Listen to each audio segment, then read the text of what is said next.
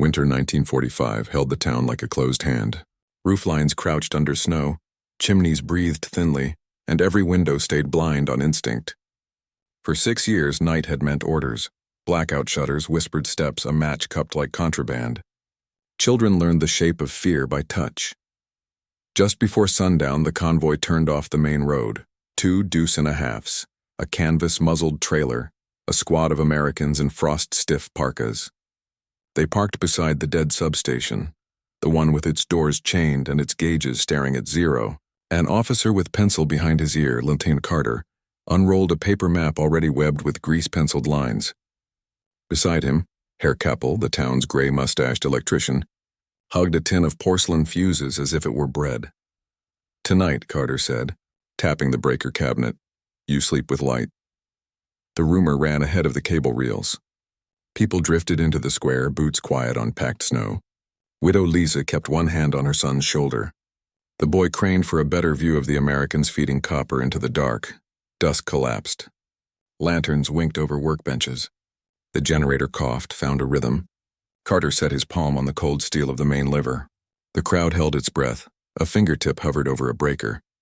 To understand what turning night into day takes, wire, what and will, we need to step back to the winter the front lines outran the lights. By March 1945, the thunder of the Western Front had begun to fade eastward, but its silence was worse. In the Ruhr Valley, bridges hung half-collapsed over ice-green rivers, and what the Luftwaffe had not destroyed, retreating engineers had. Entire towns existed without pulse. No current, no rail, no water except what thawed by day. When the American advance passed through, they left behind not victory but vacancy, cities shaped like fossils. The war had run on light. Every raid, every sortie, every train schedule had depended on clocks and bulbs, on the certainty that the switch would obey. Then as the Reich crumbled, that obedience failed. Transformers gutted for copper, poles burned for warmth, power stations shelled into silence. Civilians learned to navigate by candle, by memory, by the phosphorescence of snow. By April, the U.S. Army Corps of Engineers carried as much wire as ammunition. Their convoys followed infantry by hours, not days, their orders written in practical verbs: restore, rebuild, reconnect. Electricity was more than comfort. It was control. A town under light was a town that could be seen, counted, governed.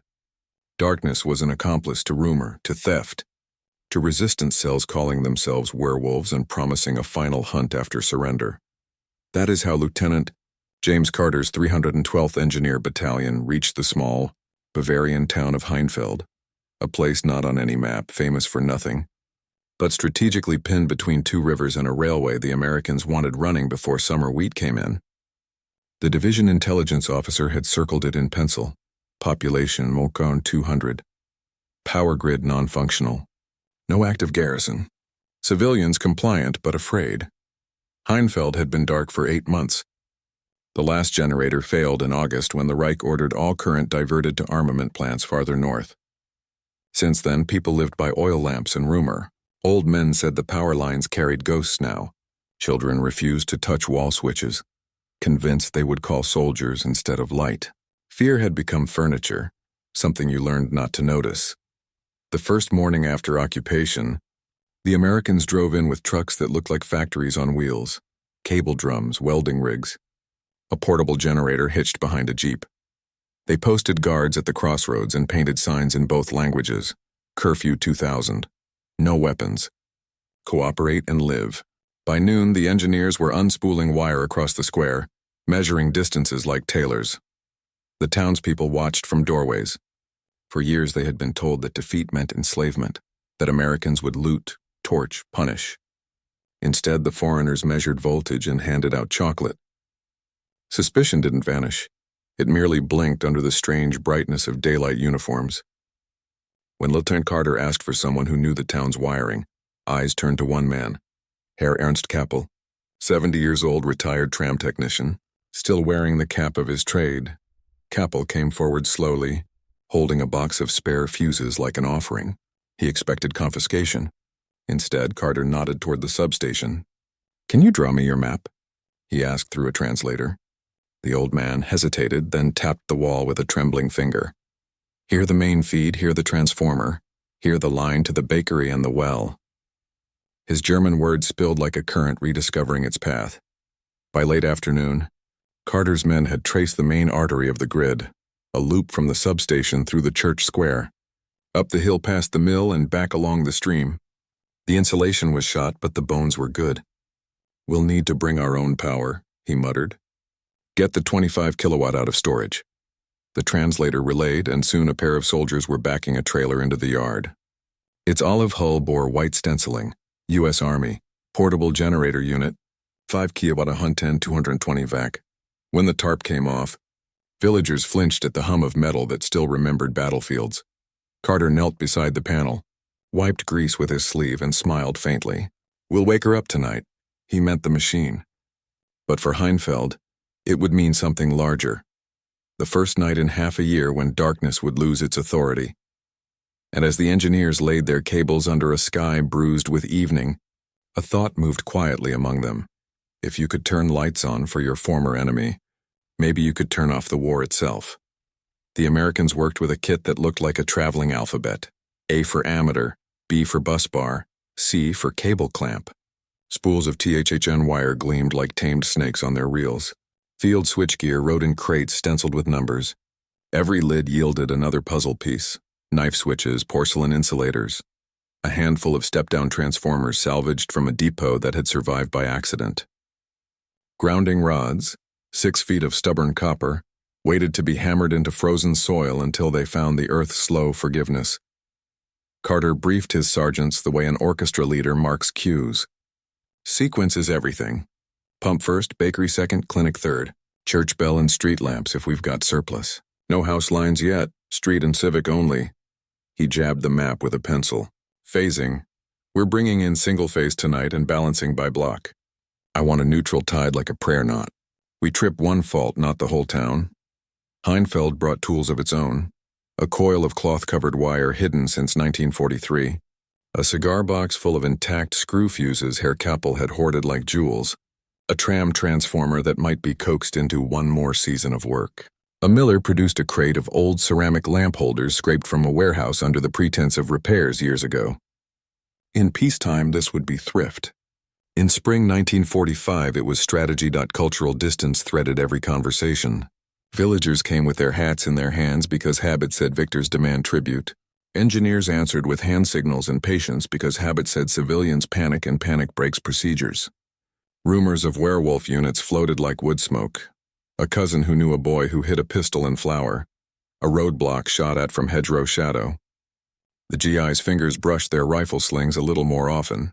The guards at the crossroads paced their 10 meters like metronomes. Nobody here wanted a misunderstanding to burn down a night's work, so the practical deal took shape.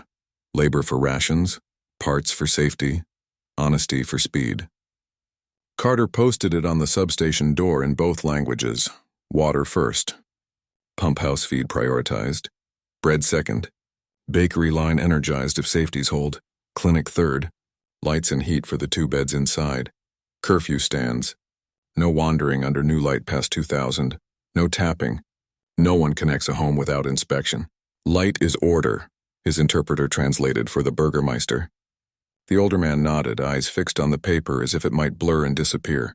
Order is mercy, he said back, and meant both meanings of the word. Benevolence and regulation. At the substation, fear had to be unlearned. For years, Kappel had thrown the main lever with a heartbeat of dread. Is someone watching? Is this the day they decide I am guilty of hope? Now he showed Carter the scars of occupation. A cracked oil switch packed with sawdust to keep the drip quiet. A bus bar taped crudely after an air raid. A nest of perished insulation around a knife switch that had once grounded a tram line and would now pretend to be a municipal spine. Carter listened without judgment and began to sketch fixes. A field phone as continuity tester. A makeshift bus made from a flattened copper gutter. A wedge of rubber scavenged from a ruined tire to pretended insulation where porcelain had died. Grounds in 3 places, he told his sergeant. Soil's frozen. Drive until you hit wet truth. They moved through the streets like men reading a book by touch. Every junction box told a paragraph about shortages and improvisations. Here cloth wiring braided with string. There a junction rust-welded shut that had to be persuaded with the language of heat. A lamppost that had not glowed since the year before Stalingrad refused to give up its baseplate. A private swore, smiled, and used a trick he'd learned tightening head bolts on a Ford back in Ohio. Fear softened in increments. Widow Lisa appeared with a kettle of ersatz coffee brewed from roasted barley, and something sweet that might have been beet syrup. Engineers drank it politely and returned with a crate of sea rations for the clinic. For the children first, the interpreter emphasized, and found himself saying it with a fervor he had not planned. A boy named Emil fetched nails and carried messages while memorizing the posture of men who did not shout when wire bit them. When a young GI flinched at a backfiring truck and spun too fast, rifle half raised, the Burgermeister stepped into his sight line and held him still with an open palm until the wave passed. They were all learning new drills. By late afternoon, the plan was a skeleton waiting for blood. Cable lay along the square like veins, tied back from wagon wheels and boots with neat loops and chalk marks. The generator trailer sat squared and chalked. Carter and Capel traced the feed twice with fingertips, then once more with their eyes as if they could will electrons toward charity instead of catastrophe. There were risks. Old insulation hides new shorts. A miswired neutral can make lamp sockets bite like snakes. And there were human risks. The one window where a curtain twitched a shade too long, the boy who stared at the rifle sling instead of the cable path, the hand on the breaker that belongs in both moral and mechanical stories. Tonight, light lowers the temperature, Carter told his men when dusk turned the snow blue. Theft goes down. Tripping hazards go down. Panic goes down. If Werewolf is out there, light makes them choose to be seen. He set a guard at the substation to keep curious hands from making brave mistakes. He sent a pair of privates to the pump house with a promise. First water by dark. He asked the bakery to pre-mix dough for 0400 and watched the baker's shoulders quiver. A private earthquake of hope. By the time lanterns circled the breaker cabinet, everyone in Heinfeld understood the stakes without anyone naming them. Turning on light would not erase the ledger. It would rewrite the next line, and into that line walk our people, Lisa and Emil with their winter breaths, Capel with his pocket of fuses, Carter with a pencil map and a jaw set against both failure and triumph. The angles of what happens next, human, tactical, technical, are the only way to tell how a town changes in a single click. Widow Lisa had learned to measure nights by knocks. Some were wind, some were boots. Tonight it was hammers on copper and the click of wrenches, a strange new percussion that made her jaw unclench without permission. Emil hovered at her elbow, 12 and all edges, the way boys get when hunger has had too much winter to work with. "Can we watch?" he asked. Lisa said no and then found her feet carrying them anyway to the square. Because mothers go where their children point when the thing they point at is hope. Herr Capel stood with his cap pulled low, a man who had once been certain of wires and had spent 8 months being certain of nothing. He held his fuse tin the way a widower holds a hat at a grave. When Carter asked, "How old is this network?" Capel said, "Older than the last war, younger than the tram," and they both smiled at the grammar of that answer. He guided the lieutenant's finger across a paper map, with the hesitancy of a violist tuning a borrowed instrument. Carter carried his own burdens lightly and exactly. Names in a pocket notebook, a memory for which households held children or invalids. The way to ask a favor without making it sound like an order. He liked machines because they kept their promises when asked properly. He liked people because they didn't, and the difference made the work interesting. When Emil crept closer, Carter handed him a pencil. "Hold this," he said solemnly, and the boy's spine lengthened by half an inch. Elsewhere around the square, the Americans and the villagers practiced a new etiquette. A GI took off his gloves before accepting Lisa's barley coffee, as if bare hands could drink more politely. The Burgermeister stood near the guard post so every curious villager would pass through his field of quiet approval. A baker whose brother would not be coming home rolled his sleeves, shook hands with the sergeant and asked, in 2 languages, if he might bake bread for everyone if the ovens woke. The sergeant said, "Yes, everyone." The square became a diagram. Security first. 2 sentry posts covering the approaches, overlapping arcs of observation that made alleyways honest. Curfew posted and acknowledged. The sentries' rifles hung easy but not careless. A single strand of barbed wire marked the substation yard not as a threat, but a sentence boundary. Do not cross the comma without permission. The worksite itself took on its own choreography. Tool tables arranged so men could reach without turning their backs to the street. Lanterns hung high enough to flood the panels without blinding the guards. A hot zone chalked around the breaker cabinet, with a gap wide enough for the stretcher no one intended to need. Every 10 minutes, a runner circled the perimeter to report everything seen, and more importantly, everything not seen. Silence can be an ambush. It can also be a blessing. Carter briefed contingencies in a voice that wasted no heat. If a short trips the generator, don't shout, point. If a civilian crosses the wire, don't aim first. Intercept with hands and words. If a suspected werewolf gunshot cracks from the orchard, do not return fire into houses. Fall back to hard cover and wait for identification. He had learned in other towns that panic vandalizes progress faster than any saboteur. Placement mattered. The generator trailer faced away from the crowd so a backfire wouldn't read like gunfire. The pump house team kept a door open, lamp visible so the town could see water being chosen as the first beneficiary.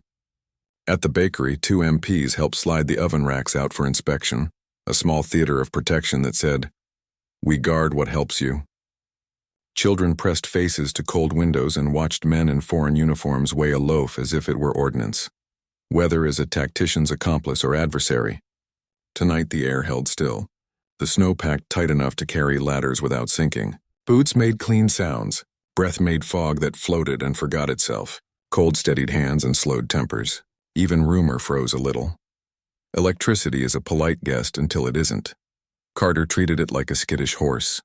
Voice low, movements deliberate, eye always on the hindquarters where the kick lives. He started with continuity. A field phone, 2 nails, a length of wire, and the patience to listen.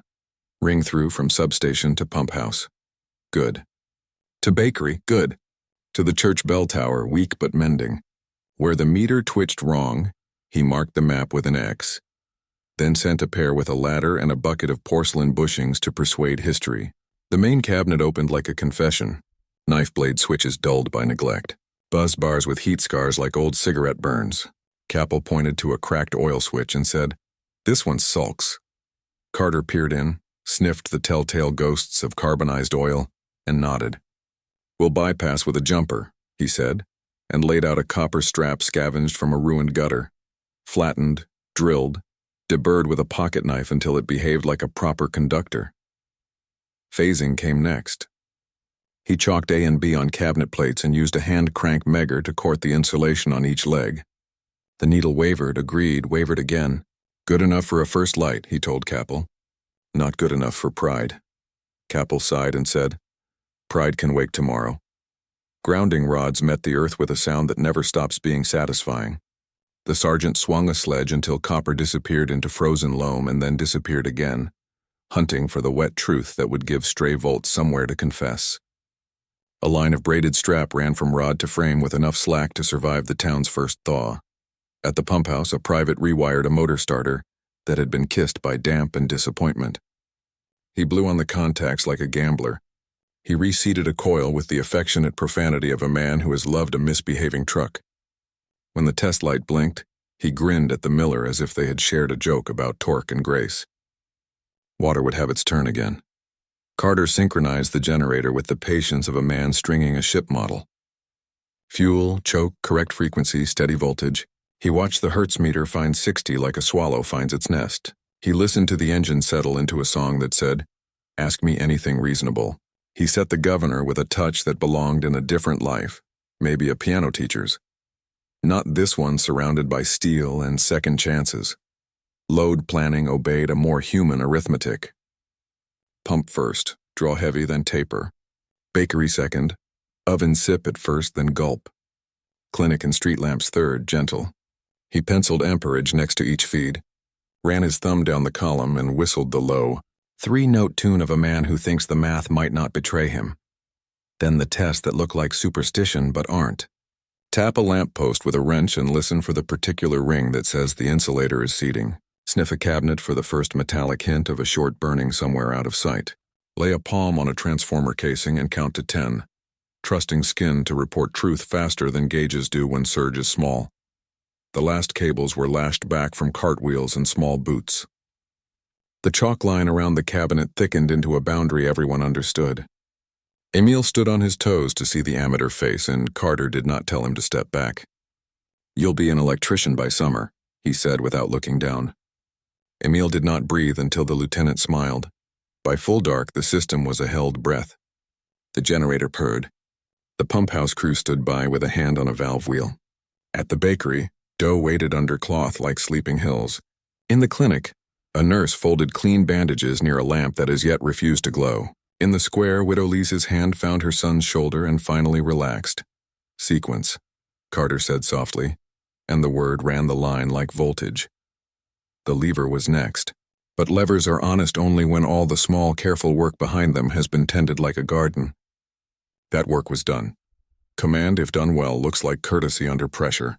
Carter's voice never rose. It narrowed. He parceled calm in syllables, spent it where it bought the most. "Sergeant, eyes on the pump house amperage when we bring the bus hot. Corporal, keep that chalk boundary clean. Interpreter, stick to nouns and verbs." He signed for nothing with flourish. He touched everything once: generator governor, cabinet latch, paper map, like a conductor checking sections with a fingertip before lifting the baton. He practiced visible fairness. When villagers queued with questions, "My mother needs the clinic, my bread won't rise without heat," he answered in order of wires, not volume of grief. "Pump, bakery, clinic," he repeated, the cadence steady enough to become trust.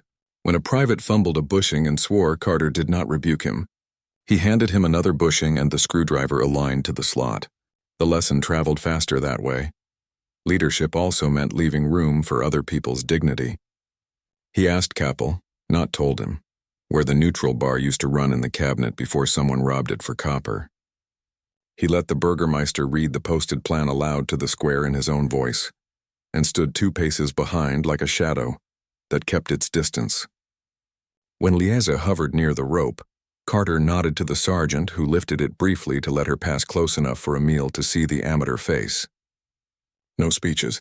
A small permission is more binding than an order when people are relearning what normal feels like."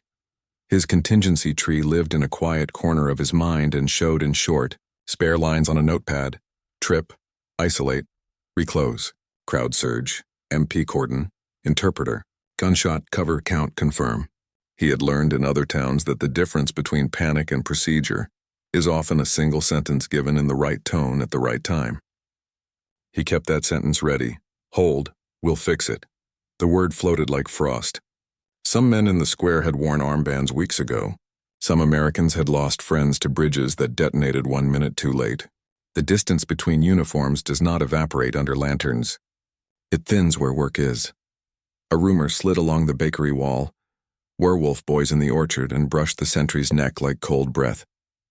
The MP adjusted his stance, not his aim. His partner scanned the line where trees met snow and saw nothing but branches negotiating with wind. A farmer shifting a sack at the edge of the crowd made a gesture that, in a different hour, might have drawn a shot. Tonight the sentry lifted a hand, open, steady. The farmer froze, then nodded, then, after a heartbeat that recalibrated everyone's future, set the sack down and stepped back. Men allowed each other to survive their instincts. In the substation yard, Capel's hand hovered near the panel. Carter saw a tremor and recognized its dialect, fear not of current but of accusation. He moved slightly so that any photograph taken by memory would show 2 men at the lever, not one vulnerable figure to be blamed later by whichever history won. The interpreter, watching, understood and filed the trick away under things that prevent punishments that arrive late. Enemy became local, specific, occasionally ridiculous. Emil stared at a GI's web gear with hungry eyes and asked if Americans always carry so much bread. The GI laughed softly and unhooked a can of meat instead.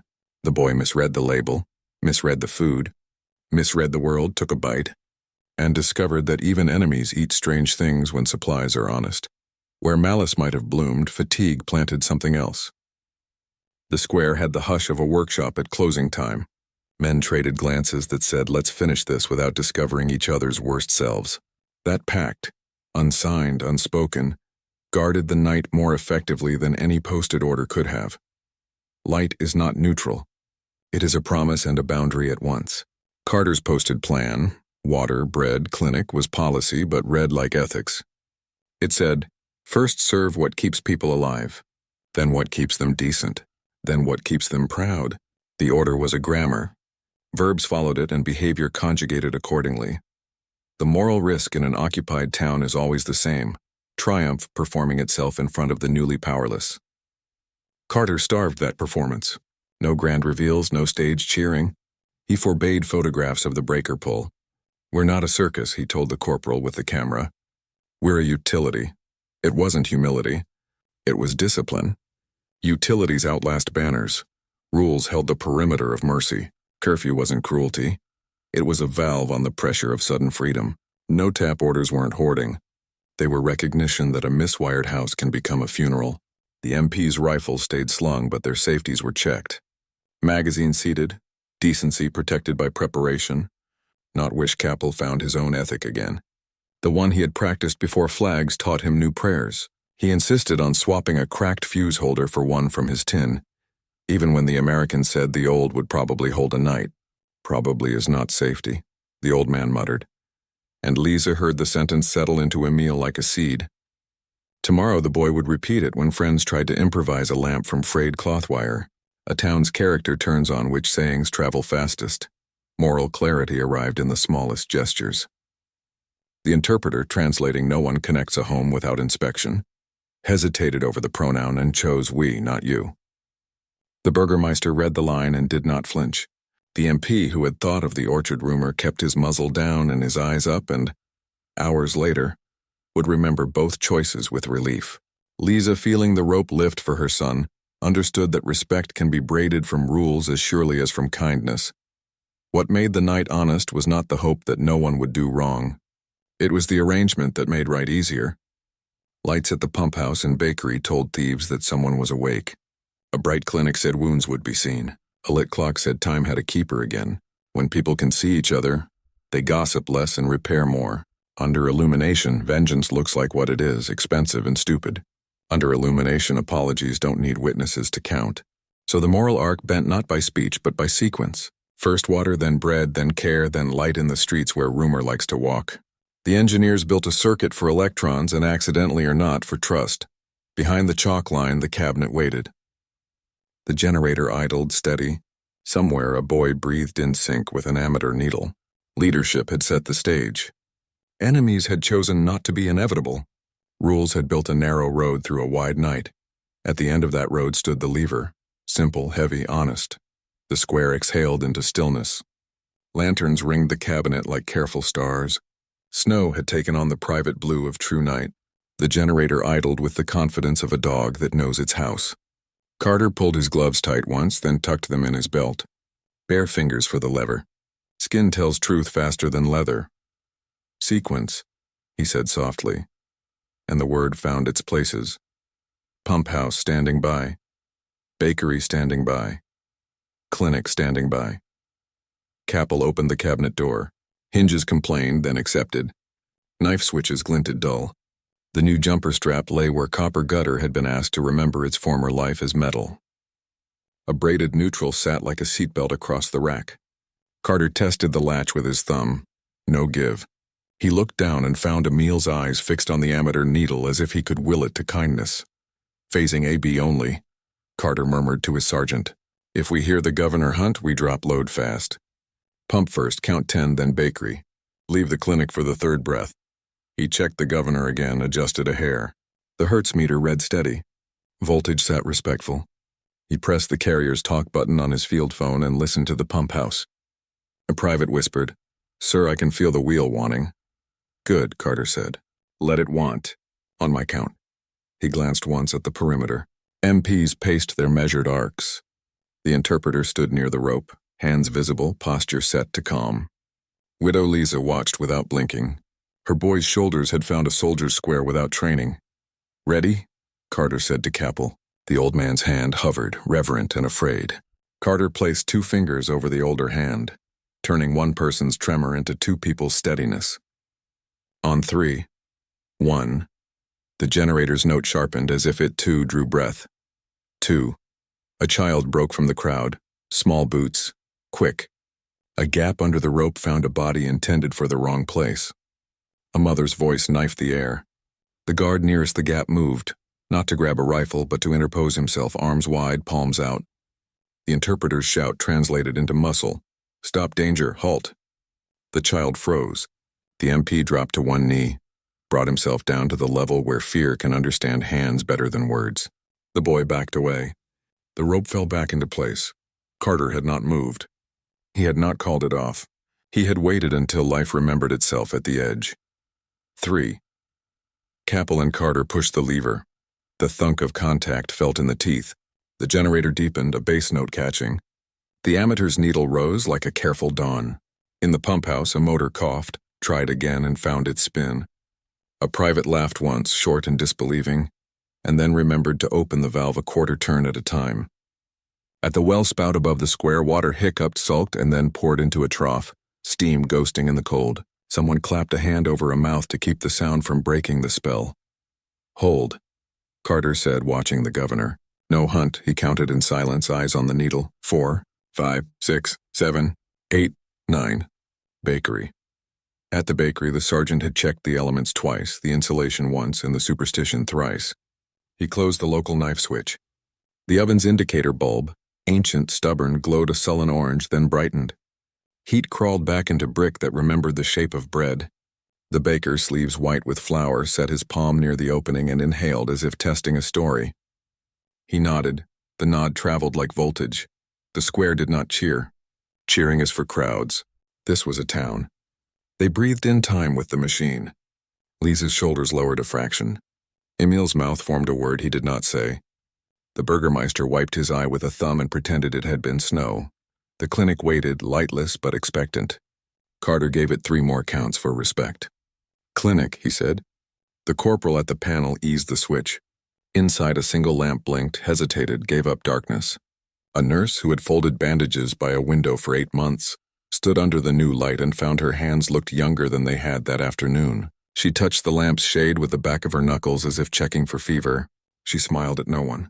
She set a kettle on a hot plate and did not say the word miracle, because she did not believe in miracles. She believed in current. Then a sound that stark men dread. A faint fizz from the cabinet's lower right. The burnt sugar smell of an old insulator deciding to confess. Carter smelled it the instant it existed. His hand cut the air. "Hold load. Do not touch anything." Capel's chin lifted. He had known that smell for 40 years. Carter knelt, sniffed again, traced the scent to a hairline crack on a porcelain bushing that had passed every honest test and failed one dishonest one. Time. "We'll tape and brace," he said. "Sergeant, rubber wedge." The man with the sledge passed up a ration of tire. Carter slid the wedge under the suspect spot, taped it with the good tape they saved for hard truths, and pressed his palm against the cabinet face. He counted to 10. Warmth, not heat. The fizzing stopped like a child deciding to behave. "Resume," he said, and the translator repeated, and obedience flowed back into wire. Street lamps came last, by design. Carter pointed to the first run. "1 line only," he said. "We sample the town, not swallow it."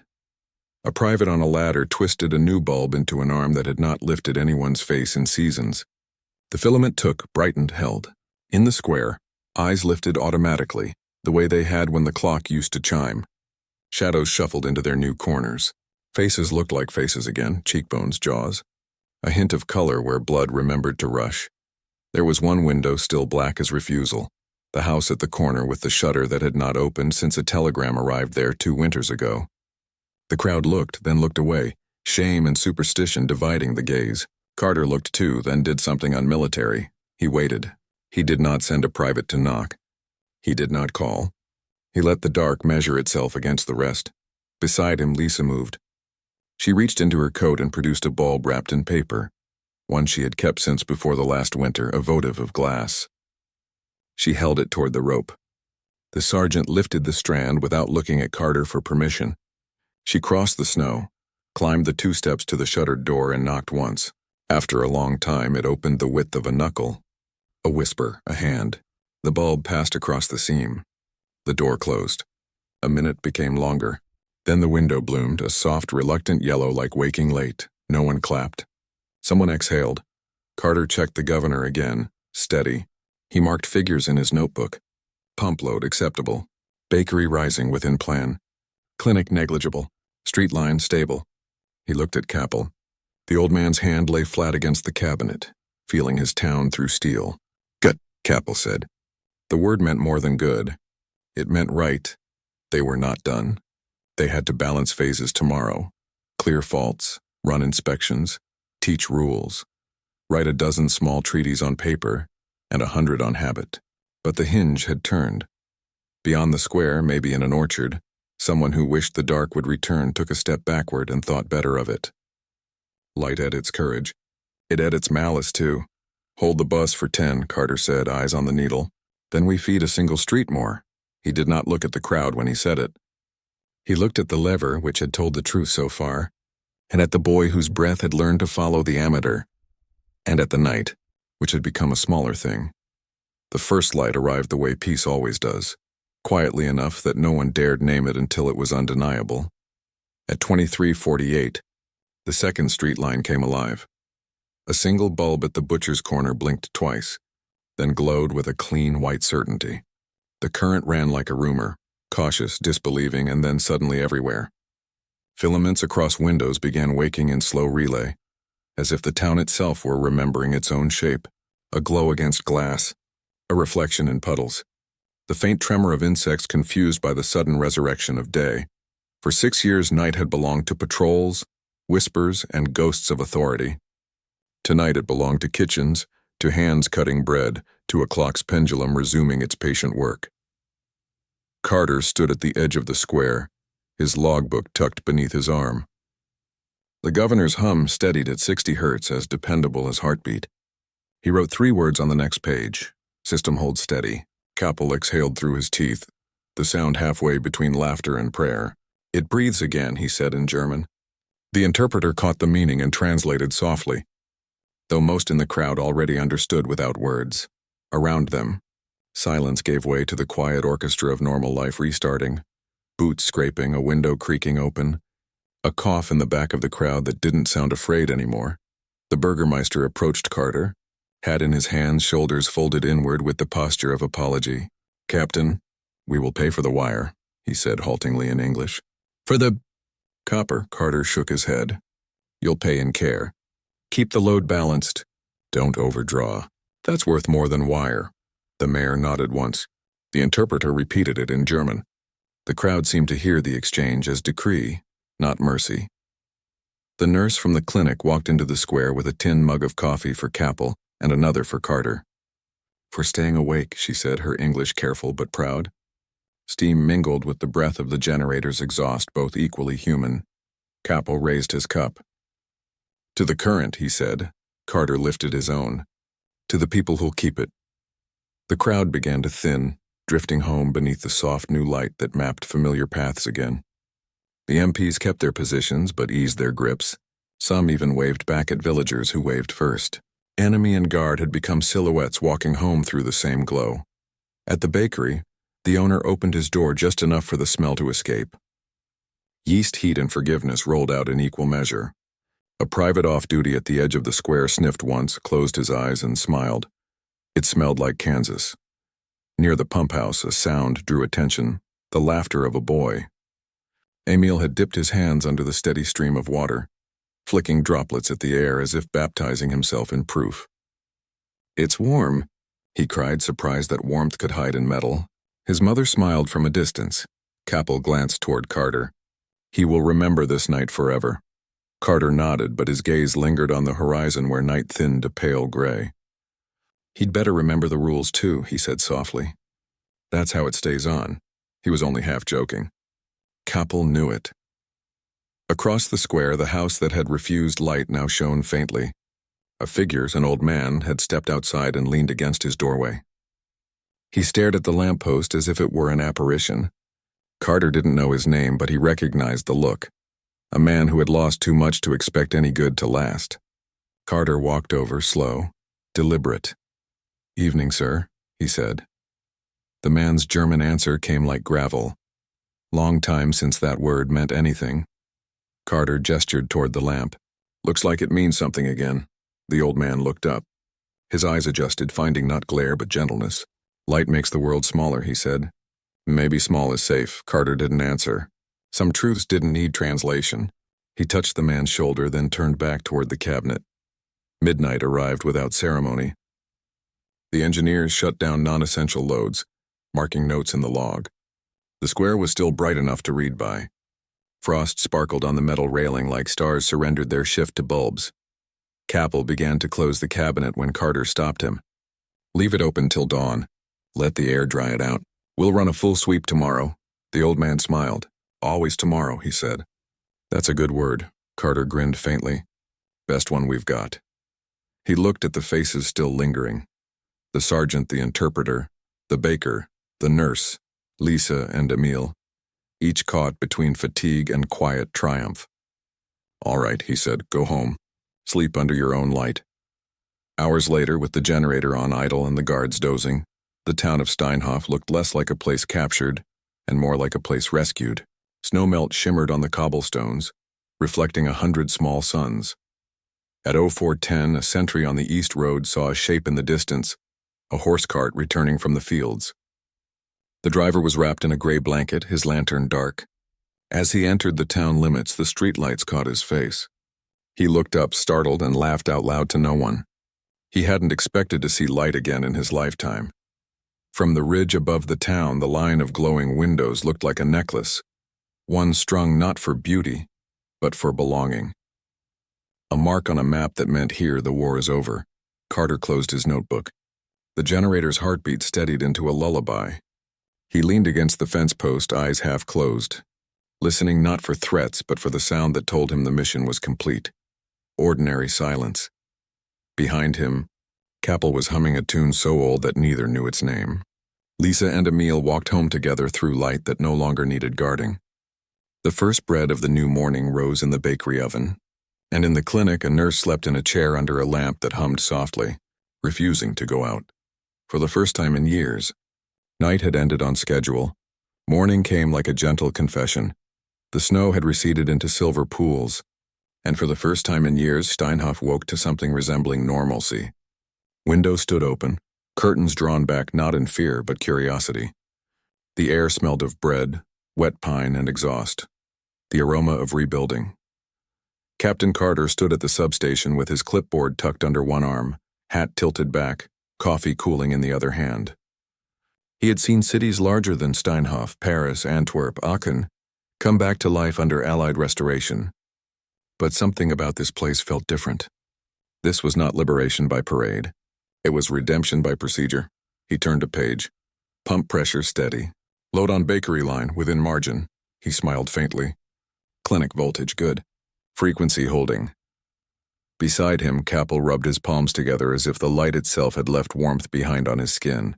When a machine wakes, it forgets nothing, the old man said. It just waits for someone to turn the handle again. Carter nodded. Machines forgive easier than people. The interpreter, a thin corporal from Ohio, looked up from his notes. Sir, the Burgermeister requests a meeting at noon. Something about a memorial service tonight. Says they want you to come. Carter frowned. Memorial? For those who didn't live to see the lights return. By noon, the square was unrecognizable. Children chased each other around the restored lamppost, shouting in the bright winter sun. Women swept doorsteps that hadn't been touched since before the surrender. The bakery handed out small loaves, half flour, half gratitude. A group of men were stringing a new flagpole beside the pump house, though no one seemed certain which flag would hang there. American soldiers watched but didn't intervene. They had orders to occupy, not to dictate, and perhaps for the first time the difference mattered. When Carter arrived, villagers paused their work. He was still the man with the authority to darken the town again with one command. But he was also the man who hadn't. The Burgermeister stepped forward with a folded piece of cloth. We found this, he said, in the rat house cellar. It's not political. It's just our town's old banner. He unfolded it, a simple blue field with a white gear at the center, the emblem of Steinhoff's Foundry Guild from before the war. Carter nodded.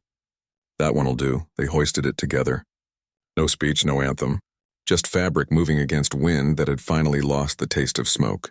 The day unfolded in quiet work. Carter's engineers moved through streets, testing loads, explaining fuses to anyone willing to learn. Capel followed them like a priest walking behind acolytes, ensuring no one cut corners, no one overreached.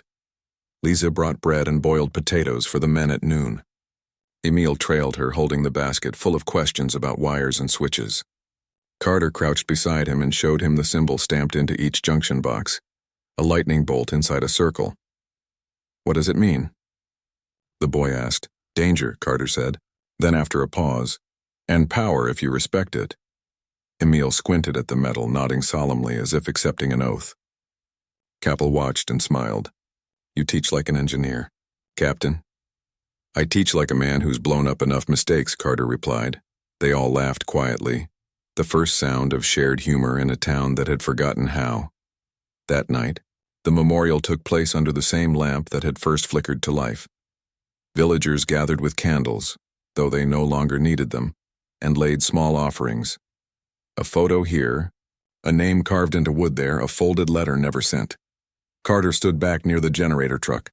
The engine was off, its metal cooling with soft ticks like an animal sleeping after hard labor. He felt Capel approach before he heard him. "You should come closer," the old man said. "They want you with them." Carter shook his head. "They don't need an American in their mourning." Capel looked toward the crowd where Lisa held Emil close.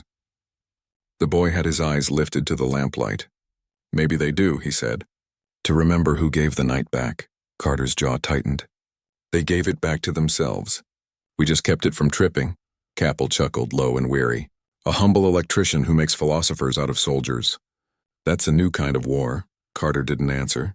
He just looked at the faces in the square, illuminated now by steady, unwavering light.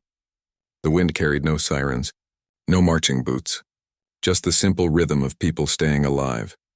At exactly 21 as the candles burned low, the bells of the old church struck 3 times, their first notes since occupation. The sound rippled over rooftops, blending with the soft hum of current. For miles, refugees on the roads turned their heads toward it, wondering who had found the courage or the power to bring bells back to life. The town of Steinhof, once afraid of its own darkness, was bright again, and in that brightness, even silence felt honest. 2 days later, orders arrived. A radio message from Division.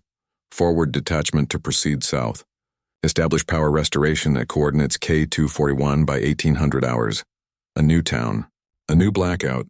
Another grid of human lives waiting for its switch. Captain Carter folded the paper, slid it into his notebook, and stared at the horizon. The ridge where Steinhof's lights met the morning fog. He exhaled through his nose. "They never stop sending ghosts to resurrect," he muttered. His sergeant grinned. "You want me to tell them the ghosts are unionizing, sir?" Carter almost smiled. "No. Tell them we'll be gone by dawn." Packing up a lighted town felt wrong. The generator crew dismantled cables, spooled line, and crated the spare insulators. The rhythmic clang of tools carried through the air, each strike sounding less like war and more like construction.